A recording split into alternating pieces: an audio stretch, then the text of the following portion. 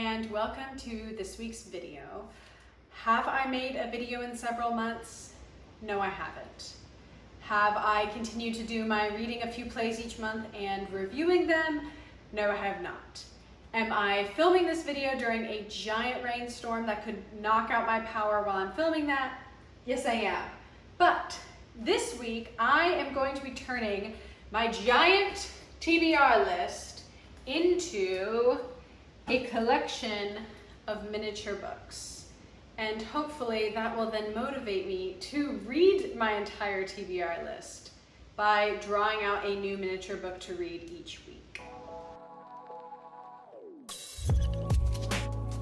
My inspiration for this video are the Mini Brands miniature books. These are really cute. They come with like a super teeny copy of a book, and like you could actually read the first few pages of the book. They're really sweet. One of the reasons my list has gotten out of control this summer is a few things. One, I went to Nashville and visited one of my favorite used bookstores, McKay's, and got several books and plays for really cheap.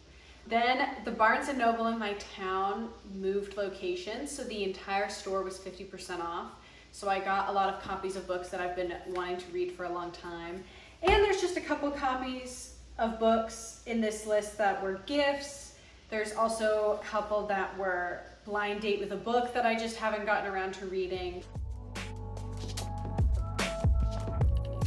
You can find several tutorials on how to make miniature books on YouTube. I watched a couple of them and then kind of came up with my own process for these.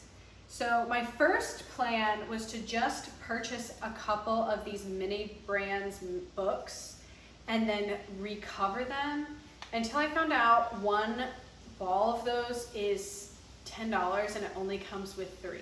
And there's a lot of books in the stack. So my next plan is I found on Amazon this bag of uncovered miniature books that are made for model making, and they're really cute and they were pretty inexpensive for 50 of them. However, these are much smaller. I think the original scale I was going for was 1/12, which is what I think these are. However, these look like more like 1/24. They're just really tiny, and I didn't think you would be able to read the covers very well. The next plan was I found these miniature notebooks at Walmart, 3 for $1, and I had a friend of mine slice them with a paper cutter and turn them into miniature books about this size. Then I printed out some copies, and we're gonna put those on to make the front labels, and then I will have all of my miniature books.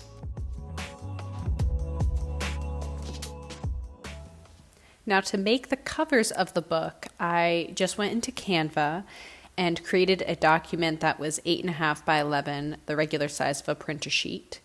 Then Google imaged the covers of each of the books. Now, some of these covers, to have them match the ones I had in real life, I did have to go to goodreads.com, but I found the one I wanted, copied it, and then pasted it into Canva. Now, to adjust for the correct scale, honestly, was just a lot of trial and error of printing out black and white copies before I made the final correct sizing of each book. The way I made the back covers is I just doubled the length of the title page and then found a corresponding color that I thought would look good.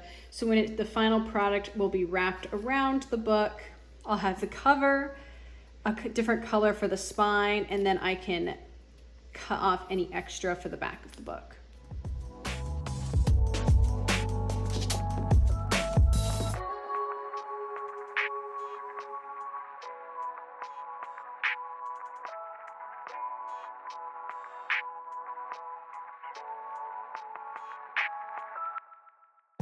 Now that I have all of my covers neatly cut out, I will be attaching them to the books. Now, I'm sure the best way to attach these is probably using Mod Podge. I, however, don't own any, so I'm just going to be using an old-fashioned glue stick. I'm also going to try my best to line up the books with a similar bind cover if the edges show just a little bit. Like this one, this book is mostly blue, so I picked the spiral that has a little bit of blue on it.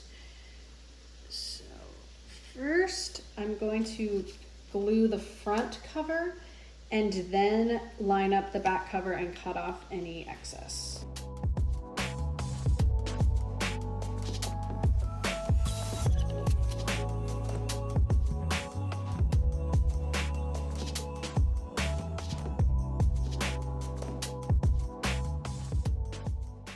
Now to trim the edge and make sure that I don't peel up any of I'm going to use a big binder clip to hold down the cover. And to trim the edge, I'm actually going to use my X-Acto knife. I think scissors will probably work just as well, but an X-Acto knife does help get that edge really close. So I just scored it and peeled off the back. And then I'm also going to put the binder clip now on the other edge, just so that glue can dry nice and tight to the book.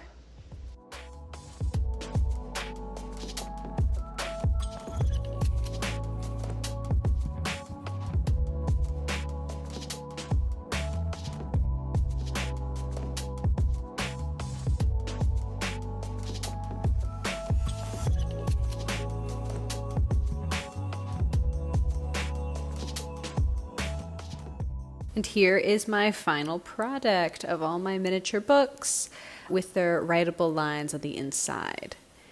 And so I'm planning to display them in a jar that I can draw at random my next read.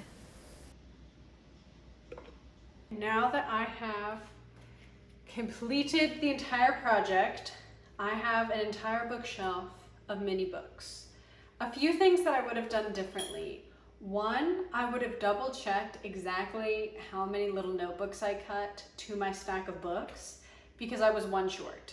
I'm sorry, George Orwell, but Animal Farm did not make the cut because it just so happened to be the last one that I picked up. But I'll still read you, don't worry. Printing out samples before I did the actual color print. There were a couple books, especially like this one, where you can see the cover was just not exactly the same height as the notebook cut. Part of that is because all of the notebooks were the same size, but the scaled images that I got off of Google Images and Goodreads were slightly different on height and width. Overall, this project was really fun. I turned a giant stack of books this tall into a stack of books that I can fit into my hand. It really didn't take that long. I got it done in about 45 minutes total, start to finish. It was also a really inexpensive project. I think even with purchasing the wrong size books off Amazon, this entire project cost me about $10 in total. So I would highly recommend if you're looking for an inexpensive, kind of just fun weekend thing to do. Until next time, if you really enjoyed this project, let me know in the comments. I will put the names of all the books on my list and their authors in the comments as well. Let me know if you've read them or if you have other books that you think I should read.